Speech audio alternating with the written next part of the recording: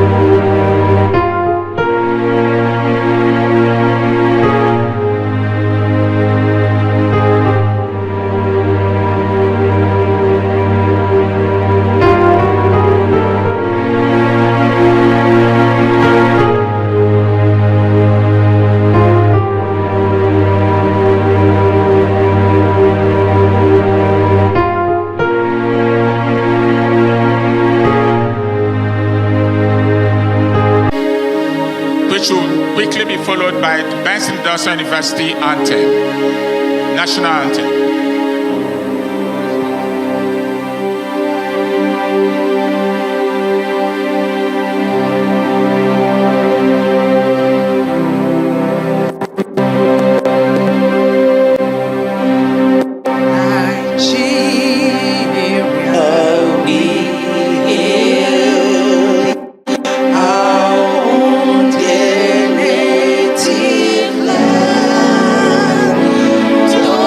Try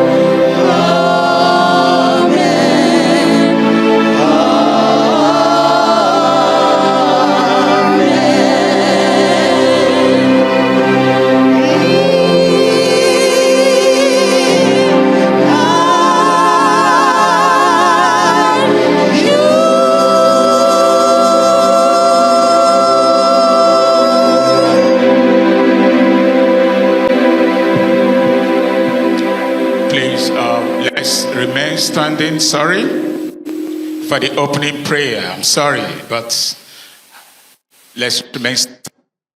I have the honor of calling on one of us, a senior professor in the university, Reverend Professor Osama Ihile, to please conduct the opening prayer for us, sir.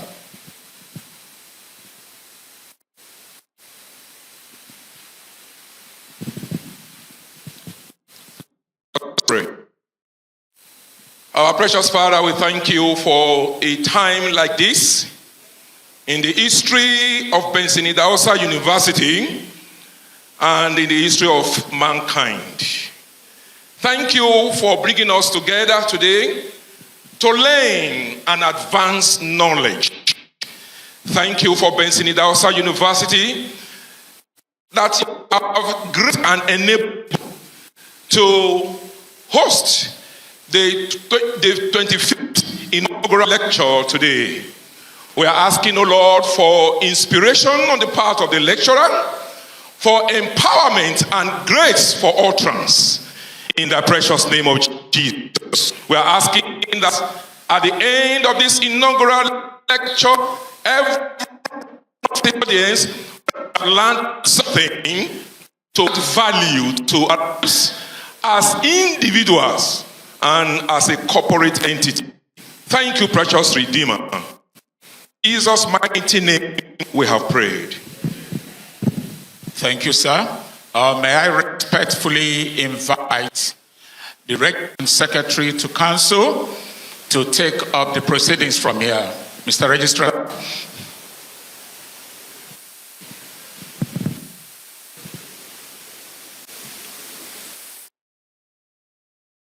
Good afternoon. On behalf of the Vice Chancellor and Chairman of the Senate of Benson Idahosa University, I'd like to extend our very, very warm greetings to everyone here present this afternoon and to welcome you all very specially to the 25th in the series of inaugural lectures of Benson.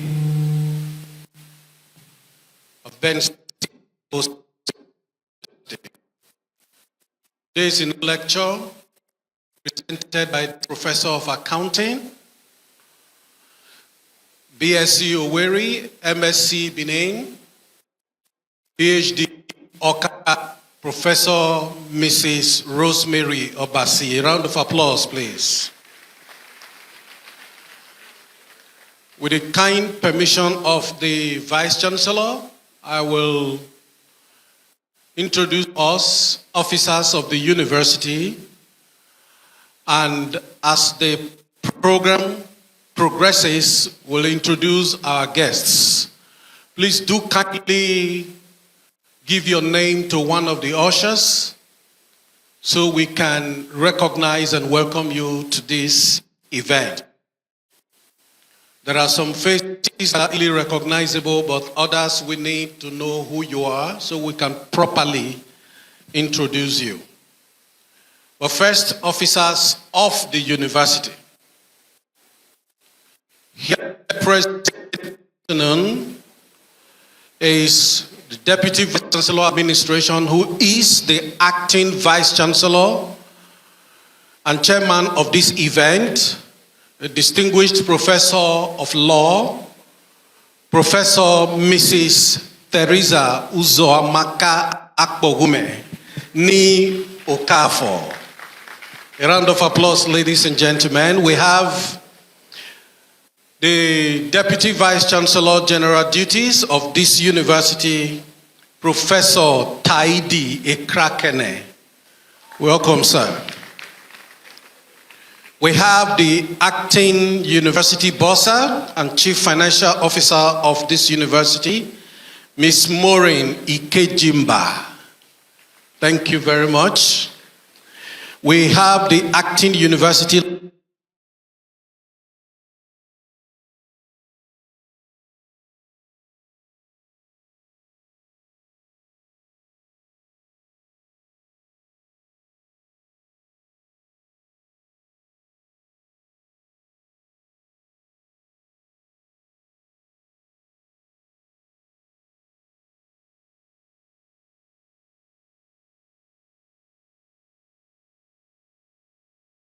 have the Dean of the School of Postgraduate Studies, here represented by the Sub-Dean of the School of Postgraduate Studies, Dr. Mrs. Gina Asemuta. You're welcome, ma'am. I'd like to recognize, let me restrict myself to only those who are here seated. And in no particular order, from my extreme right, I'd like to recognize,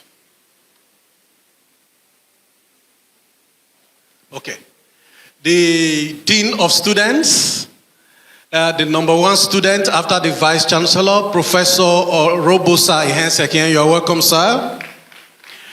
The Dean or Acting Dean of the Faculty of Agriculture and Agricultural Technology, Dr. Egwari. You're welcome, sir. The Acting Dean of the Faculty of Law, Dr.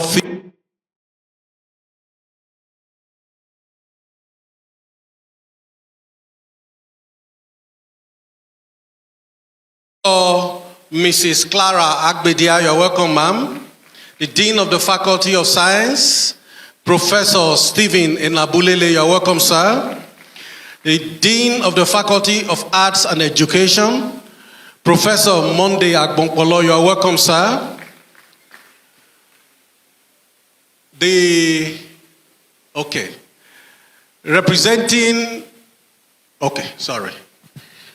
Director of Entrepreneurship of Benson Idahosa University, Professor Omweri. You're welcome, sir. The Director of the Students Industrial Work Experience Scheme, Suez. Director of GST. My apologies, sir. Is Dr. Omo Egwasa. You're welcome, sir. The Director of the Students Industrial Work Experience Scheme, Dr. Obasi Ogbomo. You're welcome, sir. The Director of the Sandwich Programs, part-time and Sandwich Programs, Dr. Mrs. Chukwu Jindu Okafor. You're welcome, ma'am. The Director of the Pre-Degree Programs of Benson Idahosa University, Professor Mrs. Mabel Ehigato. You're welcome, ma'am. The Director of External Linkages of Benson Idahosa University, Professor Osondu Akuma. You're welcome, sir. Thank you very much. We have the Academic Officer, Mrs. Omonefe. Thank you very much for being here. And the MC this afternoon, supporting the registrar, is Dr. Chuks Ezirim. You're welcome, sir. Thank you very much. As we progress, we will introduce our guests. Please, some of our ushers are going around to collect your names. Please indicate your name and your portfolio so that we can introduce you properly. Thank you very much.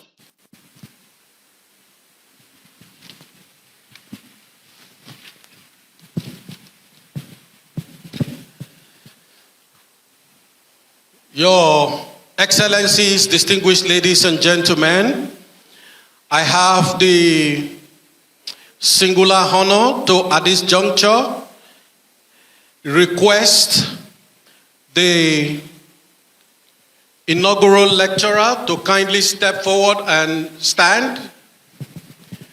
Remain standing as I invite the Vice Chancellor and Chairman of the Senate of Benson Idahosa University to present the inaugural lecturer. A round of applause for the Vice Chancellor, please.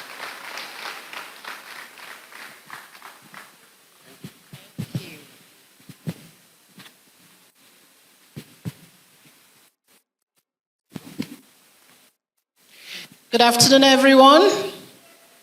First of all, let me welcome you all to this 25th inaugural lecture of Benson, Idahosa University in Benin City.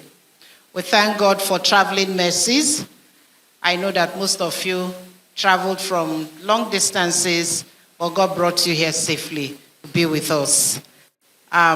Before I start, I know that the registrar will announce the dignitaries that are here, but there are some persons that I will not, forgive me, registrar, but let me just, I would like to introduce to us today Professor R.A. INAUGURAL, the grandfather of accounting profession in Nigeria. Please clap for him. Professor INAUGURAL groomed all of us, both those in accounting and outside accounting, so you can understand. I have my academic father and mother here, Professor and Mrs. Sani Bamidele. You're welcome, sir. You're welcome, ma. Professor Sani was also here. Mrs. Sani Grace was once our university librarian in Benson, Idahosa, so you can understand. And I'm seeing people that look like CWO women. You're welcome. And my student reverend father, Alex, the father of St. Peter's. You're welcome. I think I'm correct, St. Peter's. You're welcome. He's my student, but today he's dressed in Reverend Father regalia. You're welcome, Father. And sitting close to him is our direct thought leader in the field of accounting, known for her intellectual depth, academic discipline, and purposeful leadership at Benson Idahosa University, Benin City, Nigeria. Her comprehensive CV highlights an illustrious career marked by scholarly excellence, innovative research, and dedicated service to higher education. Professor Obasi holds a PhD in accounting from Nnamdi Azikiwe University, an MSc in accounting from University of Benin, a BSc in accounting from Imo State University, and an OND in accounting from Auchi Polytechnic. She is a fellow of the Institute of Chartered Accountants of Nigeria, FCA, associate of the Institute of Chartered Accountants of Nigeria, ACA, associate Institute of Certified Cost Managers of Nigeria, ACCM, associate Nigerian Statistical Association, ANSA, and holds membership in prestigious bodies, including the Association of Certified Fraud Examiners, the American Accounting Association, member Institute of Corporate Administration, member International Development and Sustainability Society, member Organization for Women in Science for Developing World, member Academy of Management Nigeria, member Business and Applied Sciences Academy of North America, member National Association of Artificial Intelligence Practitioners, and pioneer treasurer of the Association of Cybersecurity Practitioners. She also attended Holy Trinity Grammar School, Sabongida, Ura. Let me at this point also welcome all old students association of this great institution. Our dear Vice Chancellor graduated from this same school, so he extends his welcome to you. Since joining BIU in 2007 as assistant lecturer, she progressed to professor in 2021, teaching diverse undergraduate and postgraduate courses in financial accounting, auditing, research methodology, forensic accounting, and more. Beyond academia, she served as Chief Compliance Officer at Krillpay Incorporated USA, staff at Motari Dangana & Co., and early roles in bookkeeping and lecturing. She has supervised numerous undergraduates, MSc students to successful completion and ongoing PhD student supervision. Professor Obasi has authored a book published in Germany and sold by Amazon, multi-book chapters, and over 40 peer-reviewed journal articles in outlets like International Research Journal of Finance and Economics, Research in World Economy, and ICANN Journal of Accounting and Finance, focusing on financial reporting, corporate governance, audit quality, financial fraud, and IFRS adoption in Nigeria. Her recent work includes analysis of fraud in Nigerian banks and AI in higher education quality assurance. She has presented papers at international conferences such as African Accounting and Finance Association Conference, Association of Certified Fraud Examiners, USA Conference, Sona College of Arts and Science, Third International Conference, National Conference of the Academy of Management of Nigeria, amongst others. Grant achievements. Professor Obasi is a two-time grant winner of SAGE Research Methods, Data and Research Literacy, United Kingdom 2025.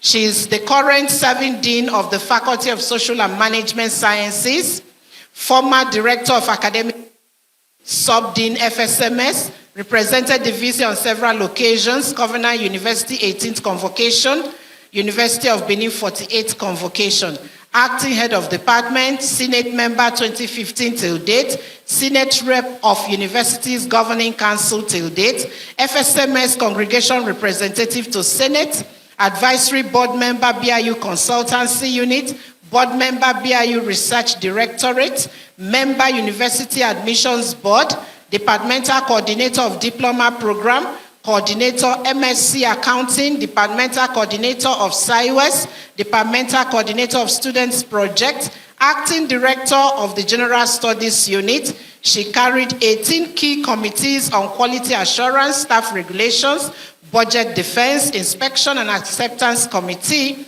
faculty students examination misconduct committee, etc., and members of 35 committees and secretary of about 4.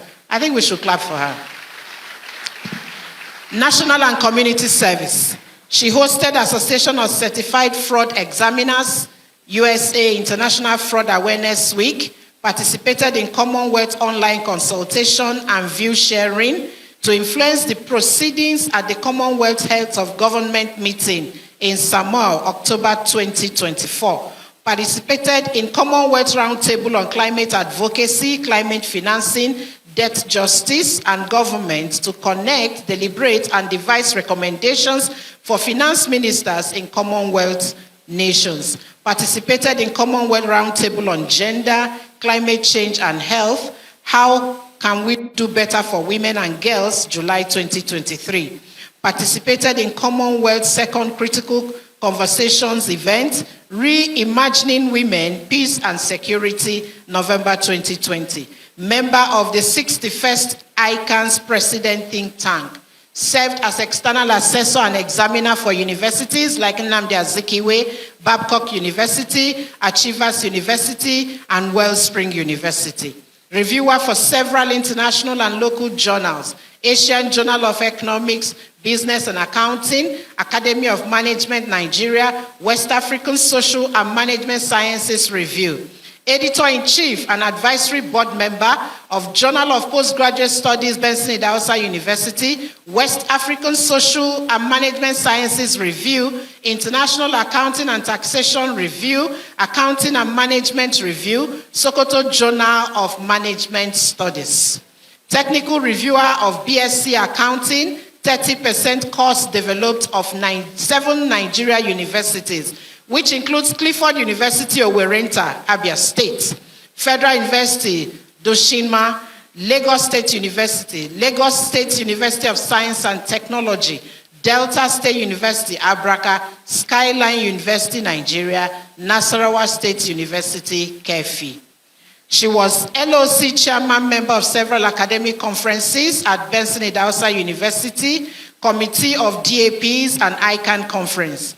Panel session chairman and rapporteur at academic conferences, public speaker during IFAO, and resource persons for the training of senior and junior staff of Chevron and NMPL 2020 and 2024. Admiralty University Ibusa Delta State CC Mass Workshop 2023. Keynote address during the in-house training for all internal audit staff members of BIU 2021 and University Orientation Program 2025 resource person. And founder, Ateseme Anna Aneke Foundation 2024, which has awarded university degree scholarships to deserving students. She has received so many awards and recognitions, which include Vice Chancellor Commendation for Capacity for Handling Difficult Assignments and a rate of trustworthiness and loyalty to the vision, mission, and core purpose of the university. Vice Chancellor Commendation for unalloyed support, hard work, commitment, and dedication to service of the university. Commendation from Dean of Social and Management Sciences for working tirelessly, source of wise counsel and moral support during challenging times, being most cooperative, diligent, outstanding in performance, duties assigned, invaluable contribution to the smooth and successful running of the faculty. Commendation from the Dean of the Social and Management Sciences for exemplary commitment and work in the faculty, thoroughness, creativity, and innovative skills. Almasi Doa's ambassador, honored to represent Africa's vanguard in contributing to a global movement towards accessible community health scholarly communication without financial barriers, 2026. Emeritus Professor Peter Okebukola recognition as the best director of academic planning in Nigeria, 2022-2023. Recipient of the BIU and NUPA TED in series of annual registry lecture award of excellence in recognition of our outstanding achievement in the accreditation of university program, September 2024. Recipient of the Sociology and Anthropology at 20 Award of Excellence. Distinction in Theory, Practice, and Future of Academic Planning in University Education 2022. Practical Skills for Delivering CC Mass in an Online Environment 2023. Artificial Intelligence for Teaching, Research, and Community Service 2024. Distinction in Cybersecurity Training. Distinction in Quality Assurance of Higher Education Training, etc. West Virginia University and Coursera Distinction Award for Financial Accounting and Fraud Examination 2024. Accounting Lecturer of the Year 2012. Professor Olufemi Peters Prize, Best in Discussion Forum at the 11-week intensive practical training in cybersecurity, July 2025. As an academic and administrator, Professor Obasi is known for her people-centered approach and unwavering commitment to standards. She continues to inspire students, colleagues, and practitioners through her scholarship, mentorship, and ethical leadership. Her career reflects a rare blend of intellectual rigor, professional service, and a deep commitment to transparency, discipline, and excellence in accounting profession across Nigeria and beyond. Professor Rosemary Obasi is happily married to Mr. Felix I. Obasi, and their marriage is blessed with children. Ladies and gentlemen, I hereby introduce to you today the 25th inaugural lecturer of Benson, Idahosa University in the person of Professor Mrs. Rosemary Obasi.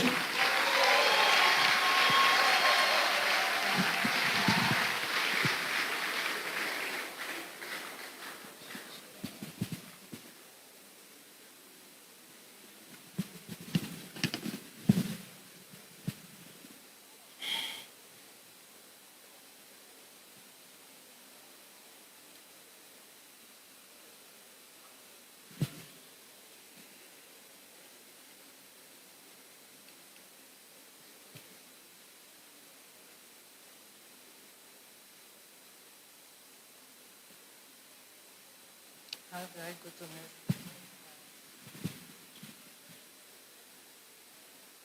Next slide, please.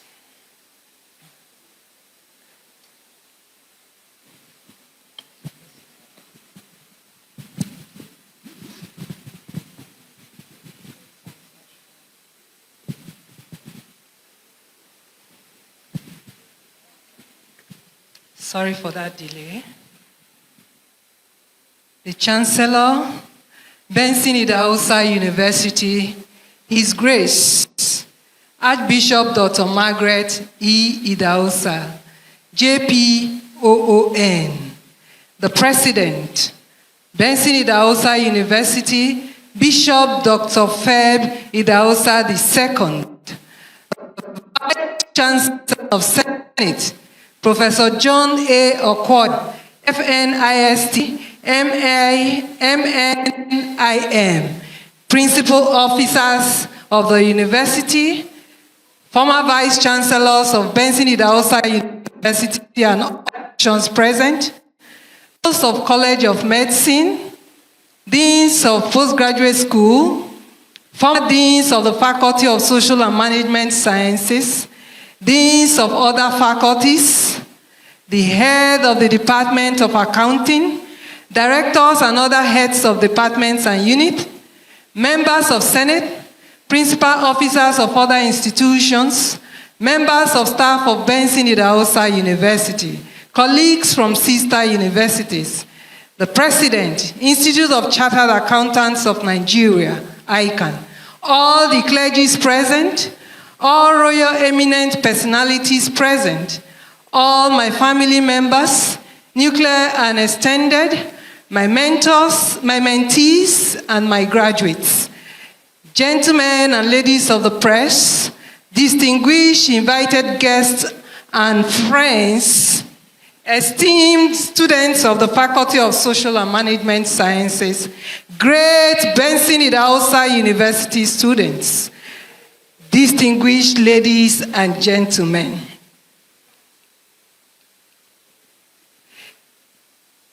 VC Ma, it is with a profound sense of humility and immense gratitude that I stand before you today to deliver my inaugural lecture.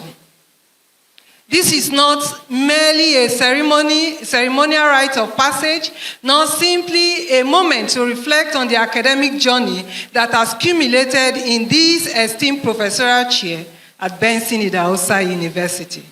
Rather, it is a significant intellectual milestone, a unique platform to articulate the philosophical underpinning of my scholarly quest, to share the insights gleaned from years of rigorous inquiry, and to project a vision for the continued evolution and impact of my discipline. Many people asked me what inaugural lecture means. So at this juncture, an inaugural lecture serves as a vital bridge connecting specialized academic research with the broader university community and society, offering a synthesis of one's contributions and a glimpse into the future trajectory of their field. It is an honor, a privilege, and a profound responsibility that I embrace wholeheartedly. My personal journey, academic journey, which I have defined as from hesitation to passion in accounting. My entry into the fascinating world of accounting was quite honestly a serendipitous accident, a twist I never saw coming. After a couple of academic sessions, I was granted admission to study accounting, yet this same opportunity was given to me immediately after my WAEC. I turned it down, driven by a dream to become a medical doctor. Rather, JAMB offered me an unexpected admission to study radiology at the University of Nigeria, Nsukka. To me, it felt like a cruel joke, a mocking admission, as I was set on medicine, not radiology. My aspiration then was not merely to be a doctor, but to revolutionize humanize healthcare with a deep humanitarian spirit, treating those who cannot afford medical bills and transforming the medical profession. Not until I met this person, said to me, "I wish you were good at mathematics. I recommend something for you. Since maths is a nightmare to most girls, you should consider business administration." I started him with a response, "I am very good at maths. I prefer accounting." To me, accounting was more than numbers. It was a challenge I was ready to embrace this time. What began as a test of my mathematical ability soon blossomed into a genuine passion. As a science student, grappling with debit and credit entries initially felt like decoding a secret language. Time, my curiosity deepened. I became fascinated by the inner workings of organizations, how wealth is created, managed, and how transparent, truthful information serves as the foundation of economic activity. My first tentative steps to an undergraduate through the intensity of postgraduate studies to the rigorous demands of academic research, teaching, and community services, each phase has reinforced my belief in accounting's transformative power. This discipline stands for something profound: truth, clarity, and accountability, the very pillars on which organized society stands. Looking back, what started as a reluctant detour has become my life's calling. My journey from uncertainty to conviction has shown me that sometimes the paths we resist most passionately are the ones we are destined to follow. The path to professorship is never a solitary one. It is paved with the unwavering support of mentors who provided guidance and challenged intellectual boundaries, by the collaborative spirit of colleagues whose insight enriched my perspectives, and by the boundless curiosity of my students who continually remind me of the dynamic nature of learning and the importance of accessible knowledge. To my family, whose sacrifices, encouragement, and unwavering love have been the most fuel to my endeavors, I extend my deepest appreciation to your belief in me as being my greatest strength. Good afternoon, distinguished audience. My service and contribution beyond the lecture hall. While the pursuit of knowledge through research and teaching remains central to my academic identity, my journey has also been significantly shaped by opportunities to contribute to academic community and the wider society through various service roles. These experiences have provided invaluable insights into the practical application and profound societal impact of the principles I teach and research. For instance, my tenure as the Director of Academic Planning at Benson, Idahosa University afforded me a unique vantage point on the strategic imperatives of higher education. This role involved ensuring the quality, relevance, and strategic direction of our academic programs, aligning them with national development goals and global best practices. It requires a deep understanding of resource allocation, performance metrics, and continuous pursuit of excellence, all inherently linked to sound accounting and management principles. This underscores the critical role of data-driven decision-making in fostering institutional growth and academic integrity.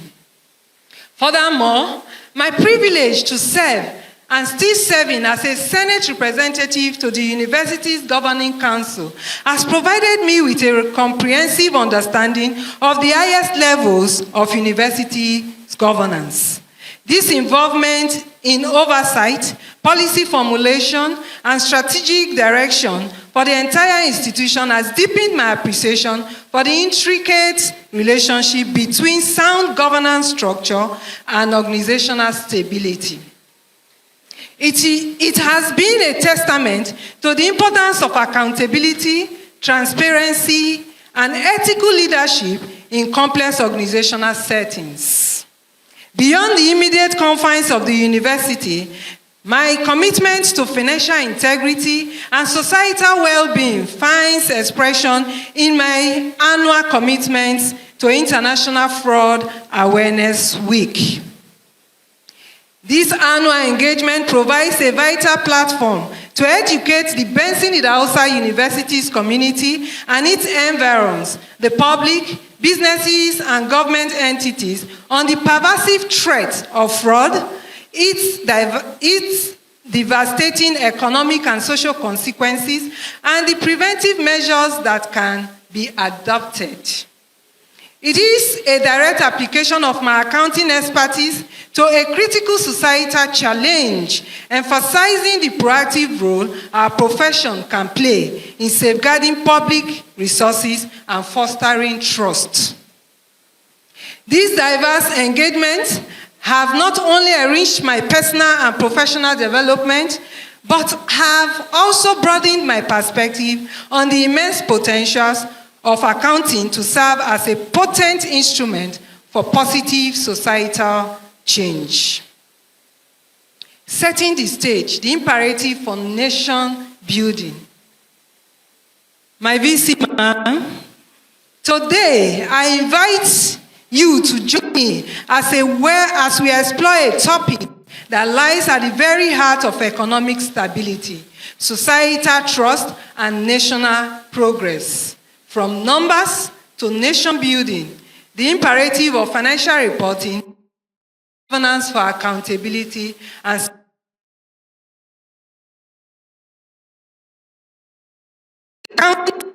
often perceived as a mere technical function, is in fact a power engine for national development.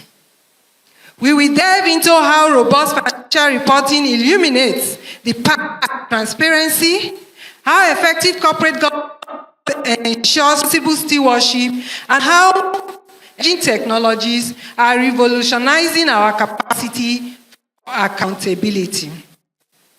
Furthermore, we are examining how accounting principles can be applied to the accountability of public sector entities, specifically state governments in Nigeria. Ultimately, I will posit that these seemingly disparate elements converge to form an indispensable framework for building a Nigeria characterized by integrity, prosperity, and sustainable growth for all its citizens. Here I present before you the Nigerian financial reporting landscape from prior our independence days till present day, how the interest for accountability has been pursued by different institutional authorities. From pre-1960, our independence years, the colonial masters were the administrators, and they brought in the UK-based accounting rules, as well as limited disclosures. The significance for accountability, it was observed that it was minimal transparency, colonial compliance focus. If you look down in 1982, we had about 3 different critical milestones. The Company Act of 1982, the Companies and Allied Matters Act of 1982, the Nigerian Accounting Standard Board was also established in that year. All these were to ensure accountability. And presently, we have digital and sustainable reporting focus as driven by Financial Reporting Council of Nigeria and SEC, And the key feature of that is the environmental, social, and governance reporting awareness, SBRL initiatives. The significance for accountability is still forward-looking accountability and sustainability. Now, the essence of financial reporting. To start this, I would like to define financial reporting as the process of communicating financial information about an entity to external users.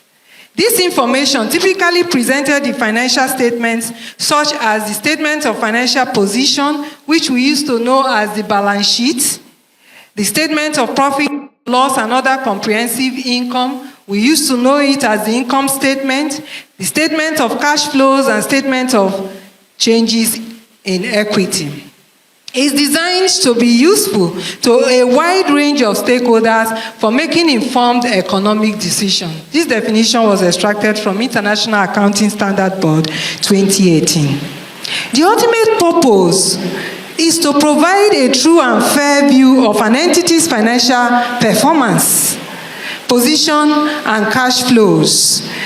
The adoption of IFRS, which simply means International Financial Reporting Standards, represented a laudable step towards greater transparency.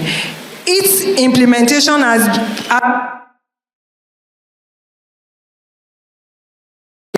the quality of financial statement audits, the enforcement mechanism of regulatory bodies, and the prevalence of a significant informal sector continue to pose hurdles to achieving optimal financial reporting quality across all segments of the Nigerian economy.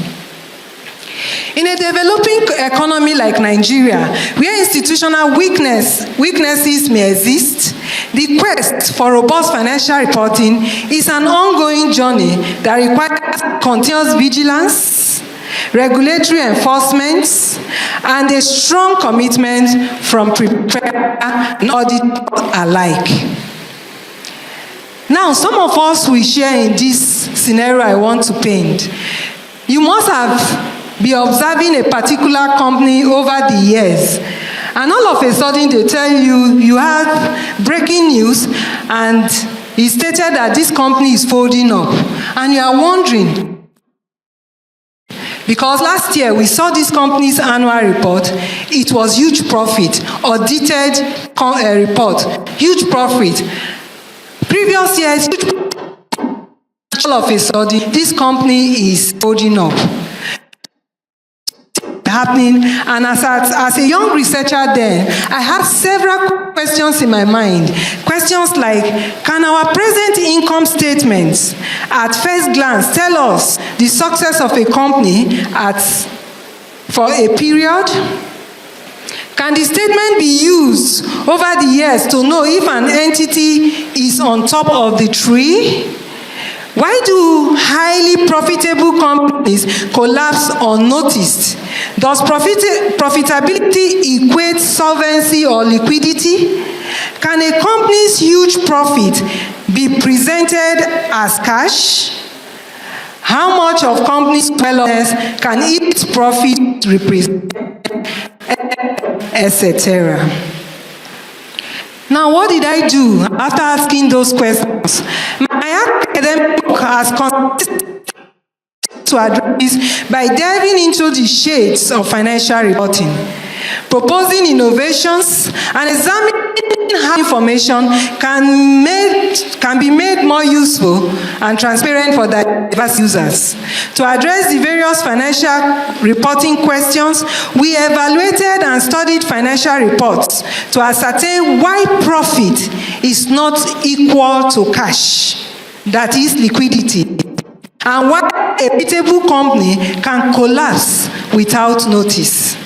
To answer these questions, the following researches were conducted.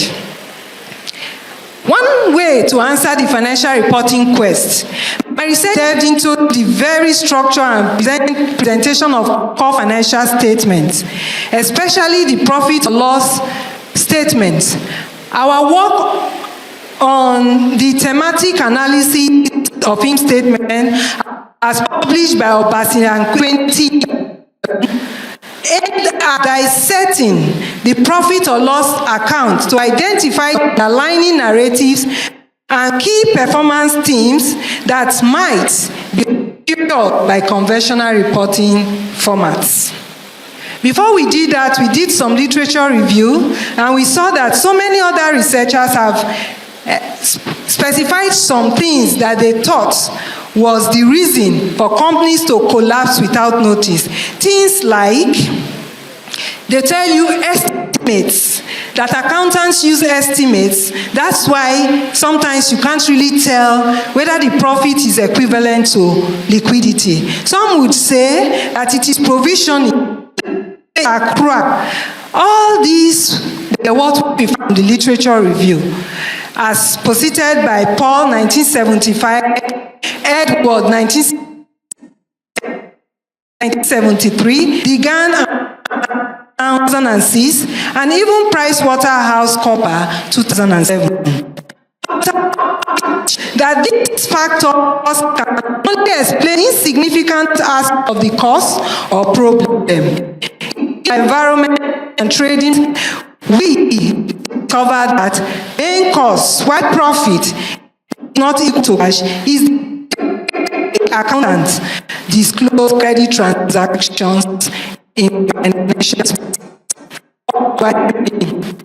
If you look at what we have before, this is the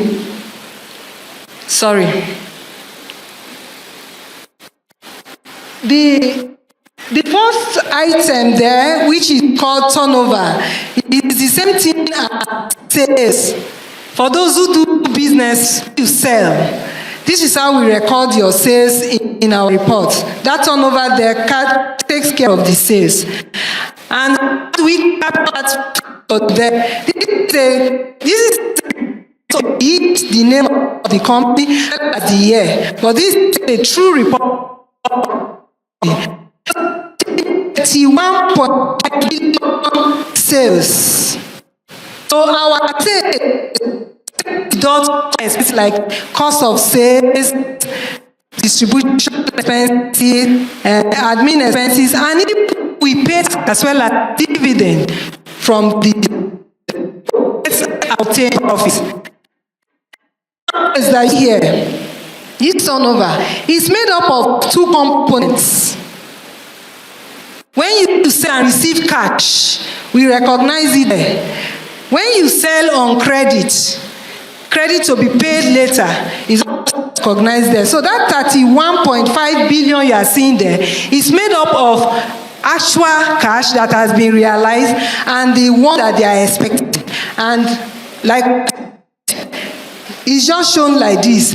And then we have a profit of 3.1 billion. Let's move on. After we realized that the problem lies in the way we recognize our sales, what did we do? We felt we should also find out whether this perspective is agreeable with the user statement. So following this quest for enhancing our research focus on problem, explain the reason why a company profit not have or cash. Obasi and 11B and 12 us did to show. But in solving this, we put a two-column profit and test. We started with investors as relevance of track destroy state 2020. It was significant. It moved beyond utility of specific disclosure from perspective of the our findings suggest that disclosure, their presentation, sufficient and aggregation indicate that 56.8 investors put more explicit and more relevant for analytical decision making. Remember the definition of financial reporting. We report to external users so that they will be able to make appropriate decisions. But where our report is not telling them that the profit they are seeing is not all cash and it's not all sustainable, it's now misguiding their decision. It's not achieved the purpose that it was set for. So this is what we proposed. We proposed a 2-column profits and loss account, where if you look at that, this column, you will recall that it was what we showed in the first diagram. This first column and the last one was the traditional report. These two sections were that accountant can try dissect the turnover into what is really cash, what we really earn as cash transaction, and what we actually earn that we are expecting to earn as the credit is. And treat our expenses to each of them. It will give an inkling, it from us, and when the company wants to collapse, it will be very difficult for us to see. For example, what I have here showing us, you see the credit. This is a true report. The good thing about this report is that the cash sales is more. They have 29.8 billion cash sales.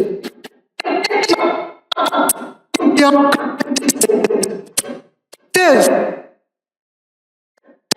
expense is also like credit, also buy on credit. So that is cost of sales. If cost of this cost of sales is more than our cost, we also purchase higher than we. That already a higher credit gross profit. We are already making, could be called gain because we bought more than it. If you look at the credit column, you discover I have a negative 5 or 2.6 billion. Let's assume that the than companies make more credit sales than cash sales, and if they have huge profit in negative sense, where will they pay it from? Is a big question. Such companies will be eating their without paying. Because they that expense from where? But the good news about this particular one we showed that the cash says the credit says. So that was all from there, which was now giving us 3.6 billion. The next showing a statistical report that shows that investors support these two credits, these two states that the traditional one. For if investors support our proposition, so what we want to see what our fellow accountants will perceive what we are trying to be. Did another study was published as accounting clearly there are two profit or loss statements and accountants and investors opinion. By saying 400 investors and 340 accountants, the sense of this study is that both the investors and accountants we both perceive the two-column profit loss account equally as opposed to the normal hypothesis there. One hypothesis is that their perception would be different as shown there. These results show that the of the accountant of the investors are equal in absolute terms. The part the non-hypothesis is true. Since the than the of the table in every question item, and we are all significant at 5%. It's a very for standard setters and the financial statement preparers, guiding them towards more decision useful It underscores that transparency is not quantity of information, but about the quality and relevance of what is disclosed in a manner that really aids comprehension and fosters trust. All this under financial reporting for corporate. I also had this question. In the corporate world, we have financial ratios we use to analyze corporate performances. Why is it that we cannot analyze financially the performance of our state governor, even our so it kept me wondering. We went into our lab and did some studies. We found that accounting ratios can help evaluate government's performance. In assessment of performance through financial ratio analysis model, published by Obasi and Ekweme 2012. This study was in 2 phases that lasted for several years. The first was the distribution of survey to ascertain citizens' performance. We distributed 1,000 questionnaires and reviewed 857 questions, out of which 830 don't usable. Analyze and we generated 20 financial ratios, which we subgrouped into 3 broad areas of Edo citizens' perspective. Citizens were interested in government development, financial related performance, and also interested in security performances. Can be used to measure government performance. After we discovered ratios, we needed to test them. If you have a framework, you need to test whether it can work or it works. So the second study used to test these ratios. We were only able to work with only 11 out of the 20 ratios.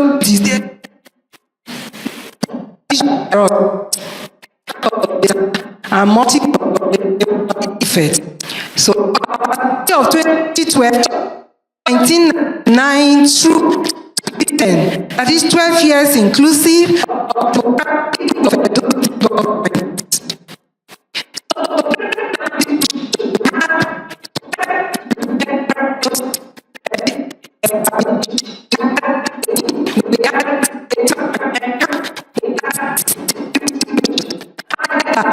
would not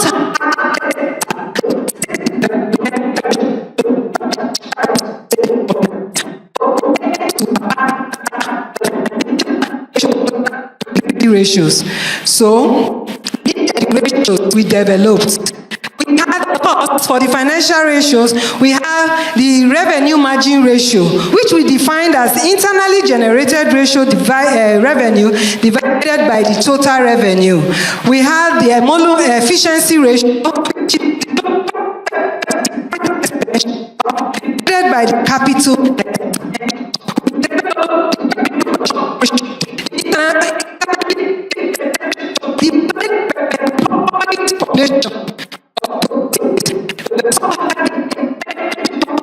Divided salary to total revenue. We have the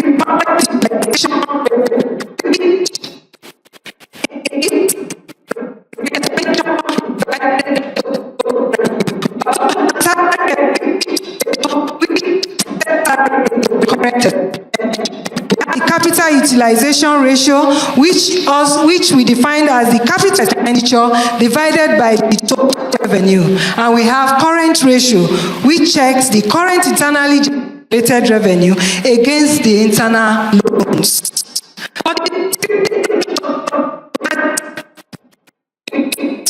But when we ran a correlation analysis, we saw that there is collinearity that gave us the strongest results, which are the debt ratio, which is defined internally divided and average ratio, which is equal to total debt over total, and which for the capital debt is that ratio test our if for any reason come out today and say that we take away the state government says you have to contribute something so we can clear this tell how much each citizen is expected. For the 12 years that we expected to approximately ₦1 each person in the state, and the maximum is 13,000 some fraction.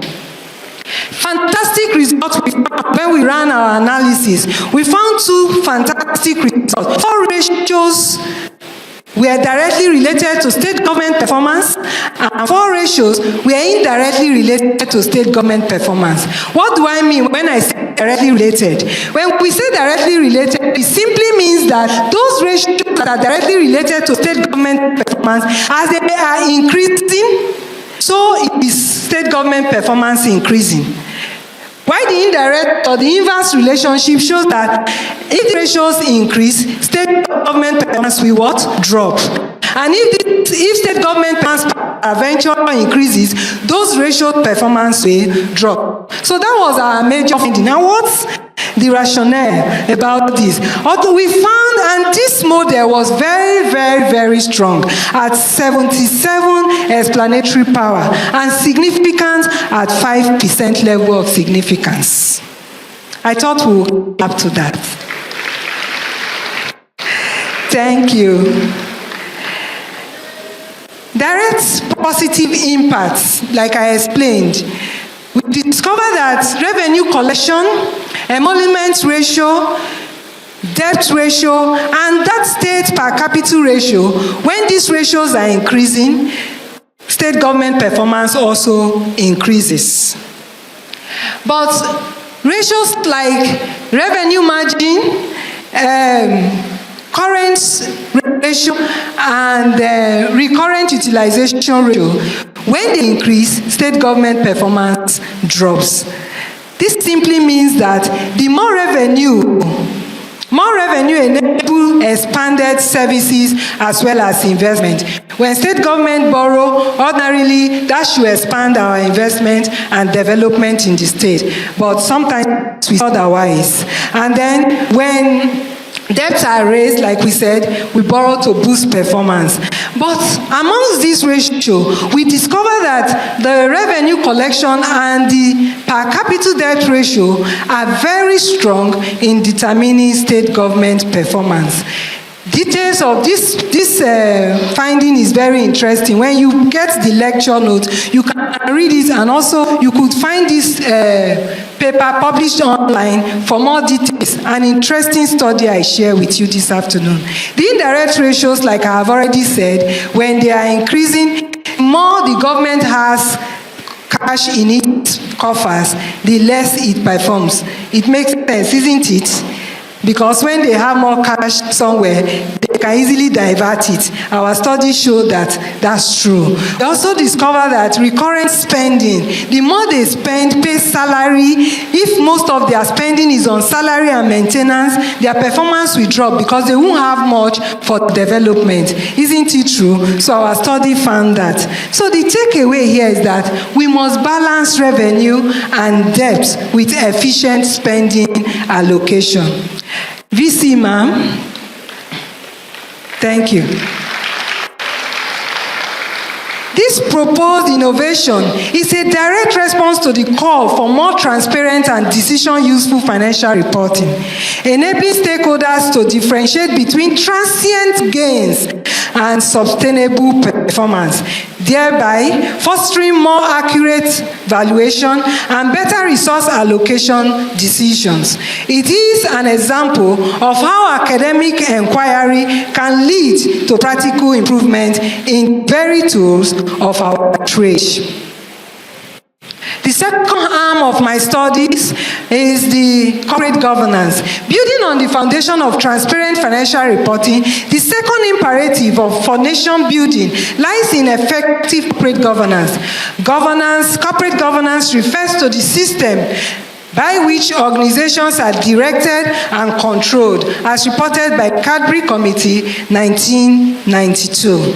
It emphasizes the relationships between a company's management, its boards of directors, its shareholders, and other stakeholders.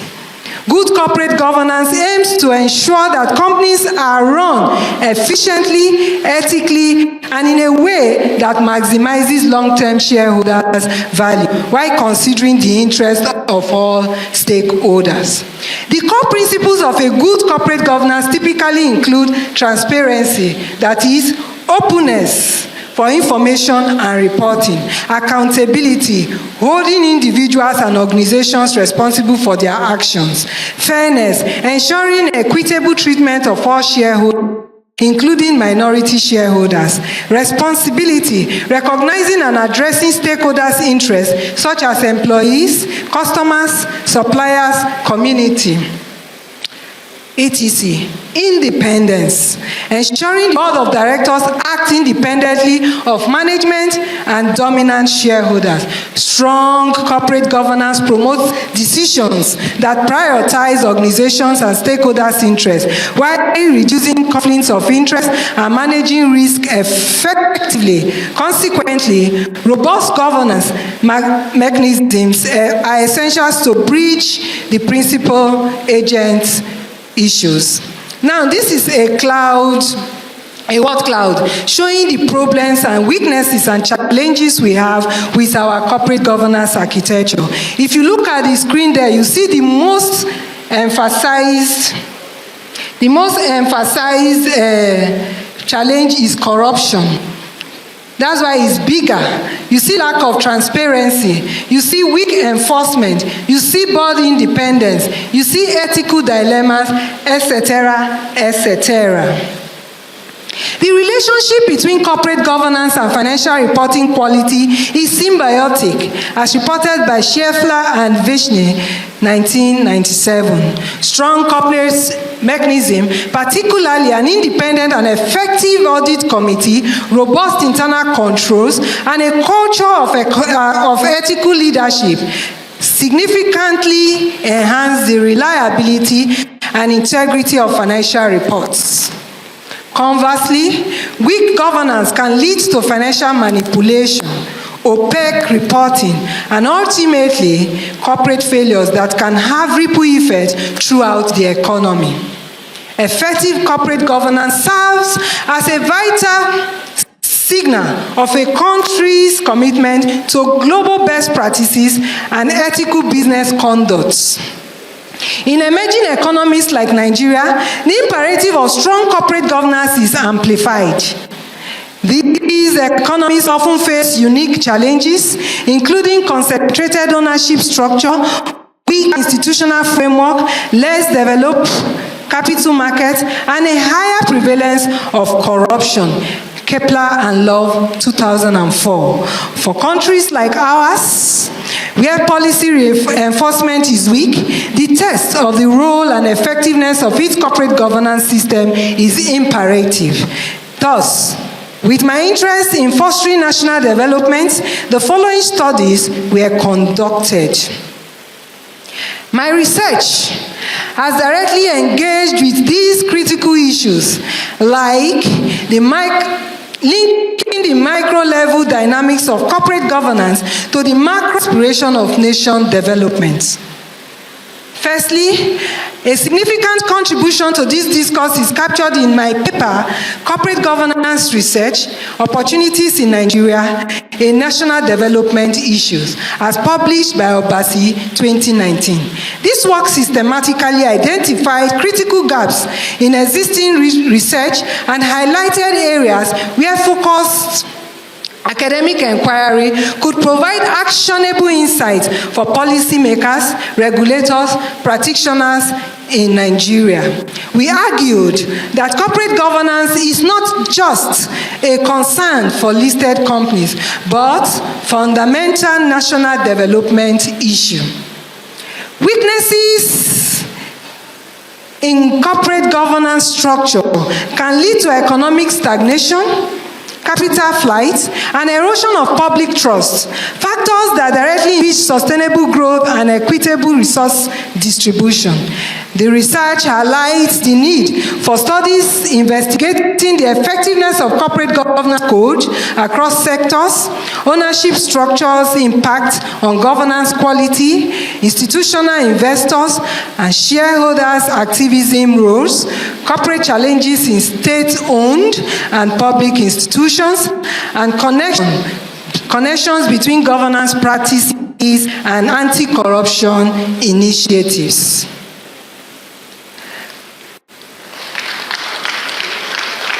Thank you. Beyond structures and regulations, my research also delved into the human element that ultimately drives corporate behavior. Our studies on the influence of CEO characteristics on financial reporting in Nigeria in non-financial listed companies, as published by Umar, Novadilla, Abdullahi, and Obasi 2021, Ilaboya and Obasi 2018, CEO attributes and accounting numbers, and Moses and Obasi 2024, the impact of independent directors' educational background and tenure on financial performance of listed financial companies in Nigeria. All these studies were on corporate governance, and they provide crucial insights into how the attributes of organizations' top leadership, such as their education, experience, gender, and tenure, can significantly impact the integrity and quality of financial reporting. These studies underscored how why strong corporate governance framework are essential.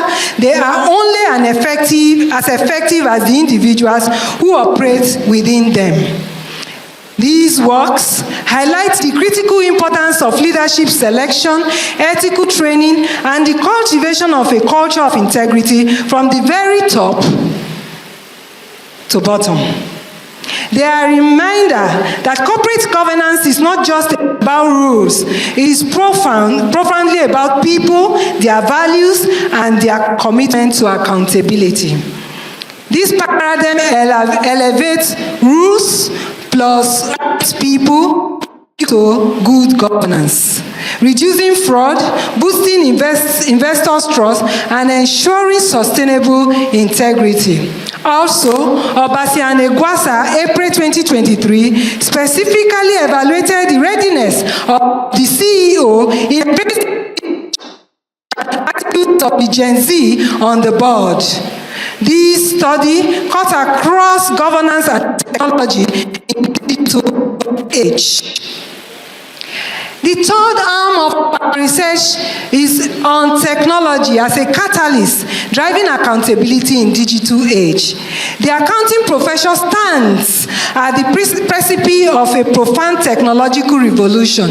Innovations such as artificial intelligence, AI, machine learning, big data analytics, blockchain technology, cloud computing, and robotic process automation are rapidly transforming how financial reporting is processed, analyzed, and reported.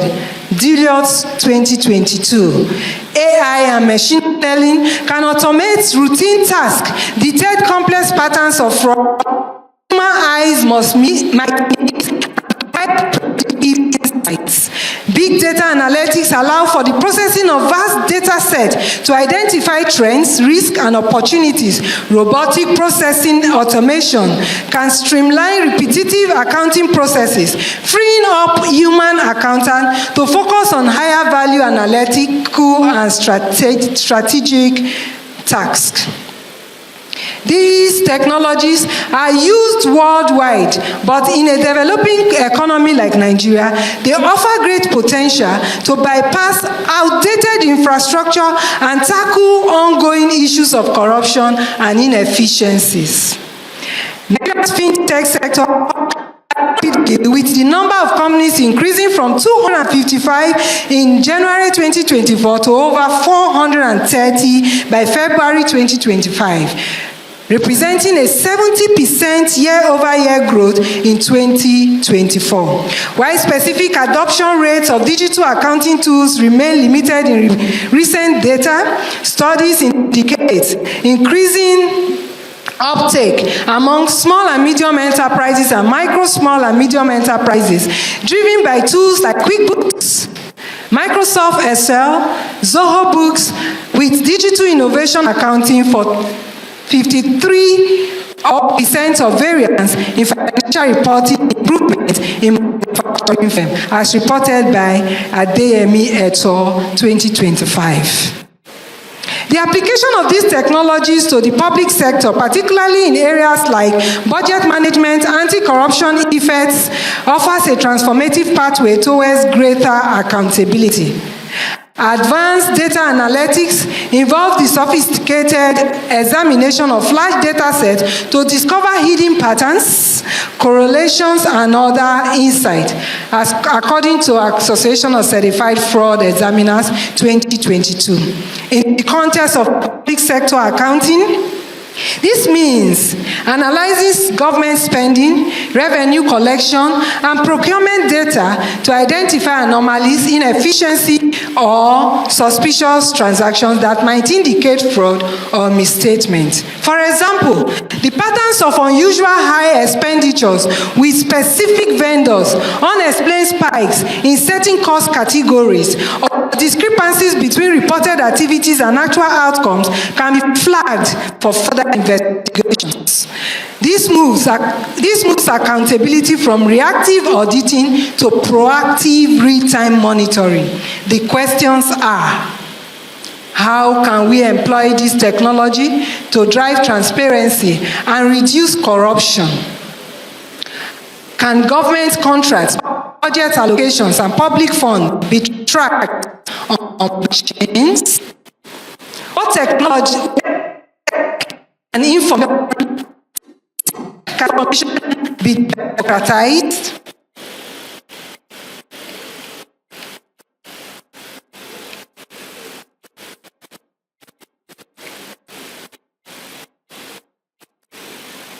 Dr. Dave, I need your attention, please.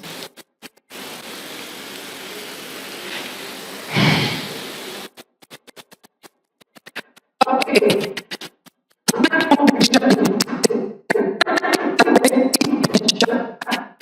Second part of my recent academic endeavor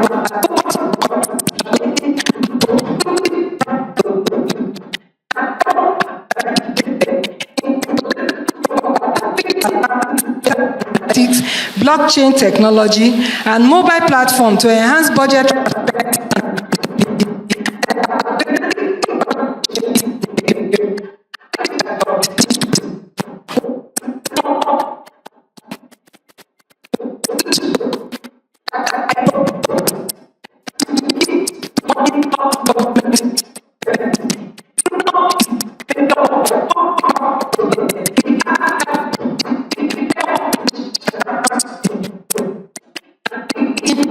use of AI machine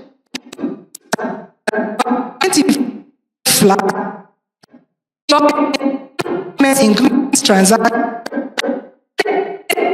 to import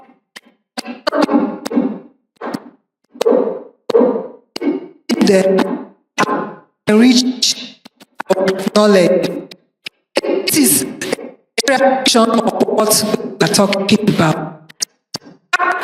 But if we apply technology to government systems, we will achieve better transparency and reduce corruption. Levels of financial reporting, governance, society. We apply individual of robust financial, effective corporate governance, and transformative technology to articulate forming the very bedrock of nation building and sustainable development. Not isolated concepts, rather, they are intricately linked, mutually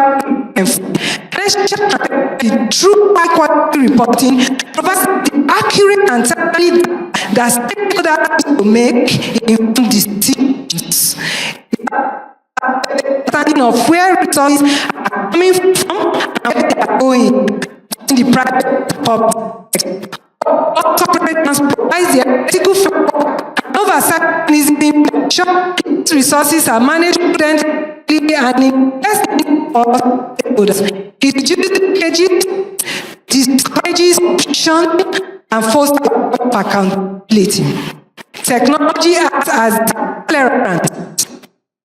Find reach effective both for reporting and governance. It enables real-time monitoring, provides accessibility information, and enhances the capacity of irregularities. Strong nations and environment trust. Trust, in turn, is the corrective for economic prosperity. It attracts investment, entrepreneurial activity, stabilizes financial market among institutions, as reported by Fukuyama, 1995. Please, entails. As a rich in human and natural resources, faces many challenges. Equitable resource, combating corruption, sound accounting practices, underpinned by strong governance, and technology, are solution to these formidable others. Recommendation for so government and regulation. Government institutional framework.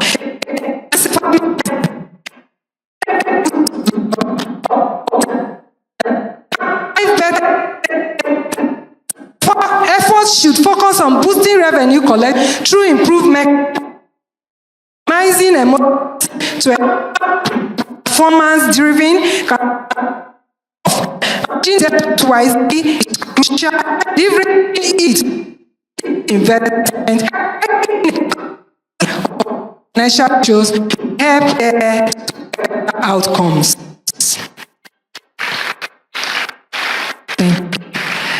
Private sector best practices in corporate governance, prioritize ethical leadership, long-term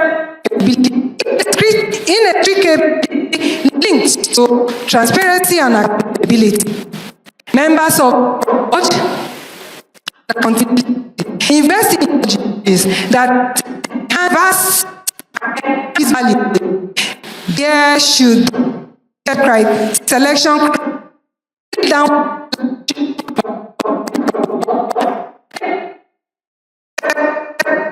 like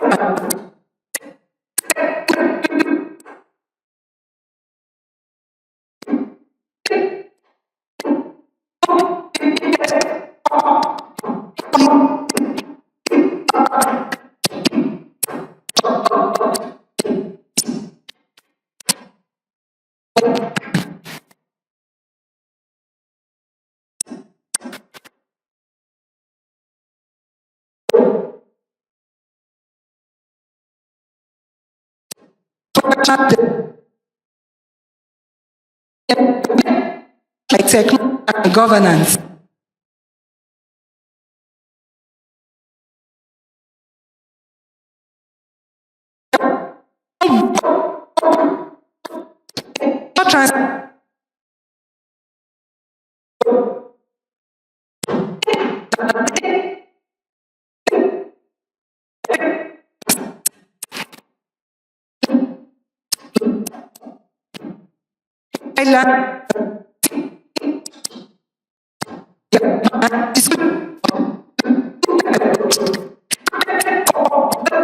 be increased to ensure compliance with international financial reporting standards and local regulations.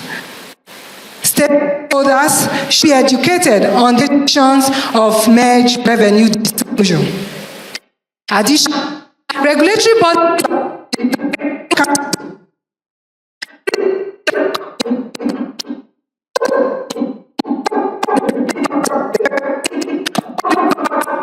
that provide continuous professional development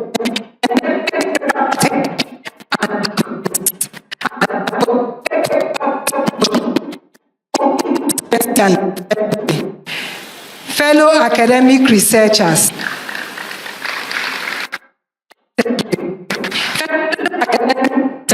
Continue to delve into critical areas of financial reporting, corporate governance, and technological innovation. Our research is impactful, contribute to policy formulation and solution for our nation. And everyone seated here, citizens of Nigeria, please let us demand accountability, engage with public and hold leaders responsible for their stewardship of resources.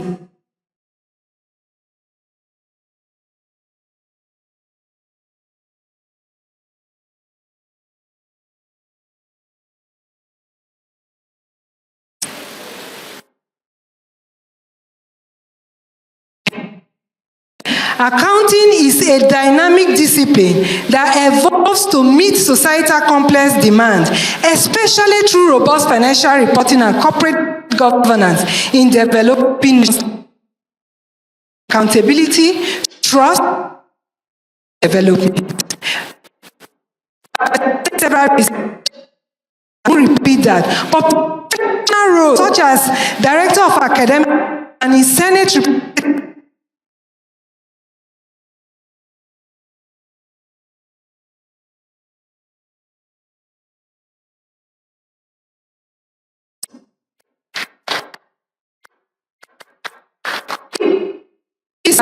based on the foregoing, and I started on my journey to accounting, I proudly stand before you all today as a professor of developmental accounting, dedicated to shaping the future of accounting in developing economies with visionary core. Numbers don't just add up. They do nations. Nigeria's trustworthy, equitable, prosperous future demands this collective embrace of financial integrity as the bedrock of development. My future commitment at Benson Idahosa University we focus on advanced accounting research, training ethical financial professionals, and delivering practical solutions to Nigeria's challenges informed by extensive experiences. This picture is just demonstrating what most of the things that you have heard.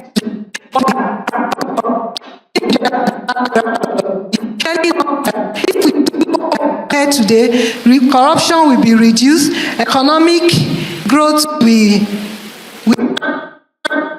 enhance public. We have improved social services, and hopefully we will reduce poverty. I have come to that point where I have to acknowledge those who have made this person who she is. It will be foolish of me to stand here today to lay claim to all this as a personal achievement. For those of us in the academics, we know that you can't do it alone. You have people behind the scene that are fueling your success. So in the grand tapestry of knowledge, no thread stands alone. Each insight, tribe, hearts, and I say,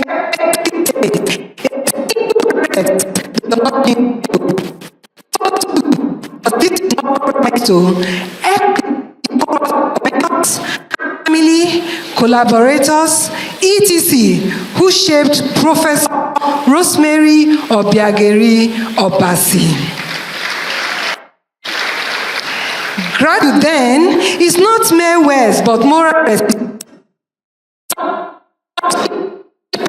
So, in accounting and beyond, VC ma'am.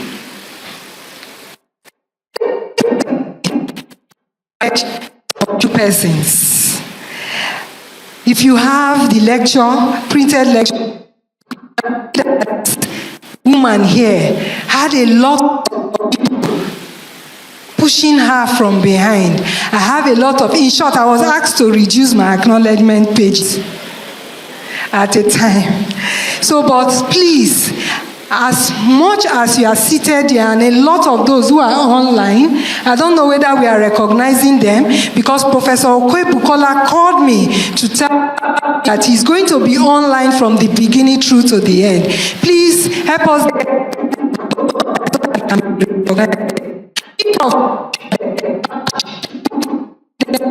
in me and all you do for me. May God not, but acknowledge the hands of the Almighty, the Creator of heaven and earth in my life.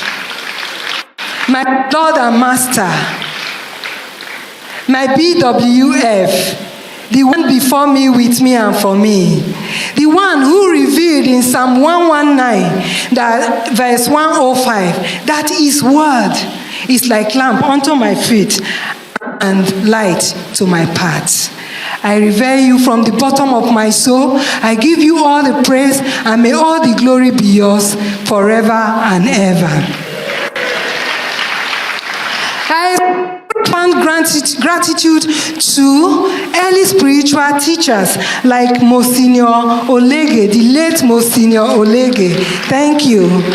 Very Reverend Father Idahosa Amadasu, Reverend Father Duru, and Father Alex Ejiofor seated here today. Thank you, Father, for all you do for me. I also wish to acknowledge specifically some special mentors like Sir Agudagu, and especially Reverend Father Monsignor Olege, whose examples of truth, humility, service, and ethical stewardship provided clarity in uncertainty and grounded intellectual pursuit, responsible service to the common good. To my beloved siblings seated here, to my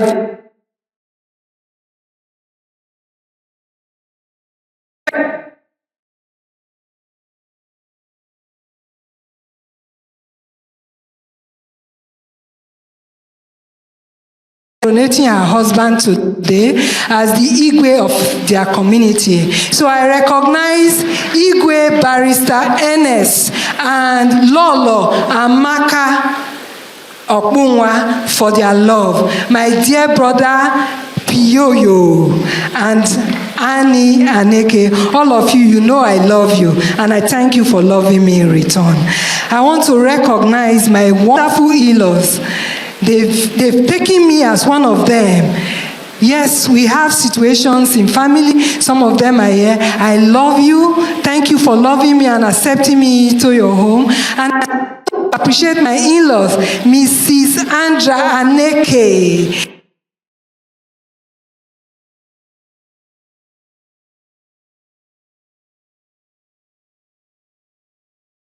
Thank you. CWO. God bless you. May God continue to keep you for the support. And how can I thank Holy Trinity Grammar School? My senior men, I greet you all. Thank you, senior men and women, for coming. I appreciate you. ICANN, Upswan. Yeah, the president of ICANN told me he was sending the chairman of the district to represent him.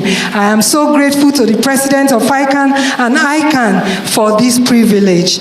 I want to sincerely thank my friends from Delta State who have traveled far to be here. I want to specially thank Mr. Chima of the NNPC branch.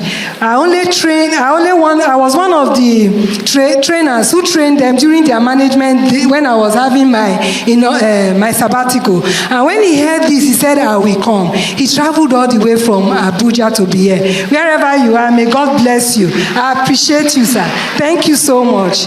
I want to sincerely thank MD and Co for their wonderful support. They gave me the opportunity to serve as a trainee, of which they made me a leader to lead and even present at the board meeting. I am so grateful. I thank you for your support. Nopenco, another wonderful company I audited, they have always been there for me. My wonderful friends, how can I keep mentioning? Sir Agin, I greet you, sir. Thank you for honoring me.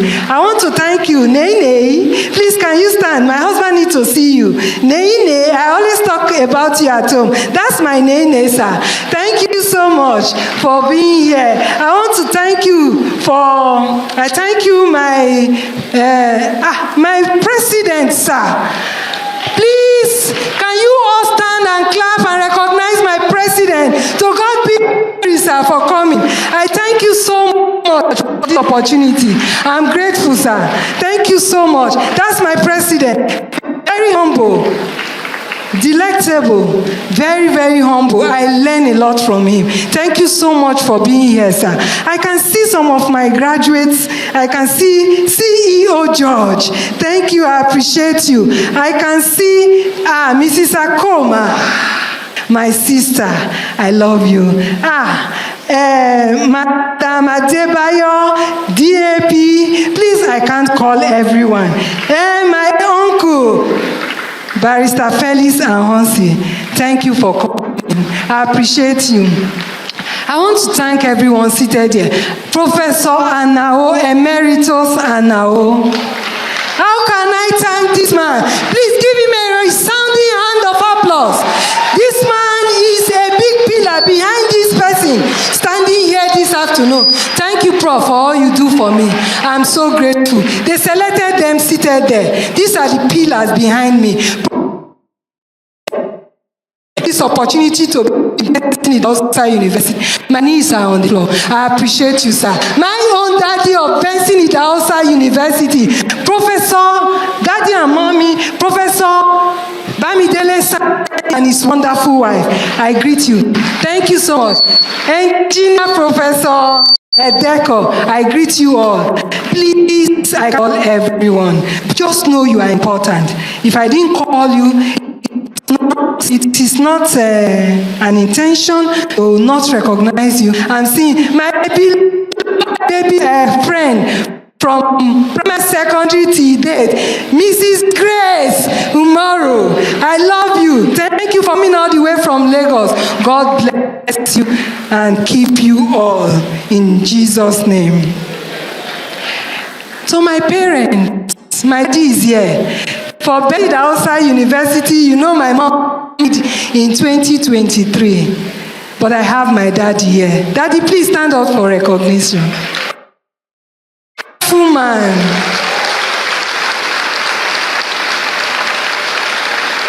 What can I say? Thank you. Especially is my parents. Simon and Nick.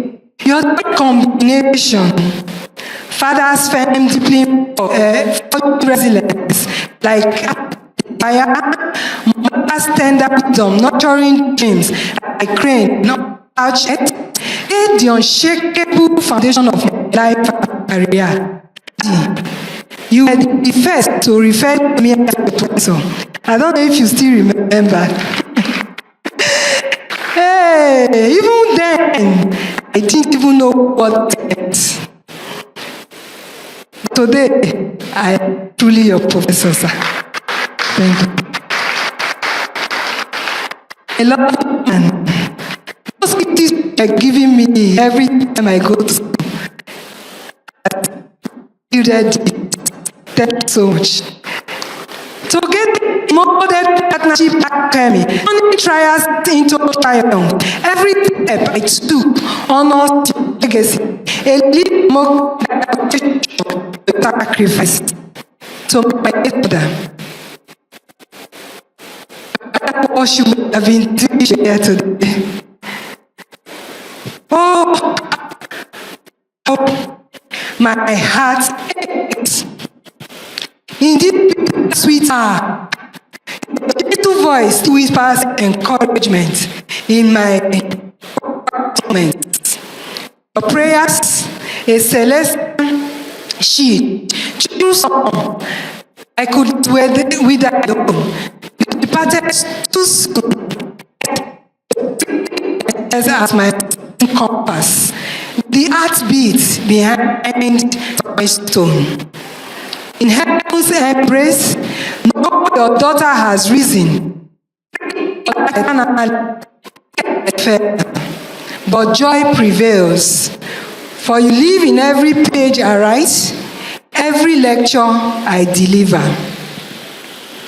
My profound gratitude goes to the visionary founder, Chancellor, Archbishop Idahosa I, a man who saw today and gave me this opportunity.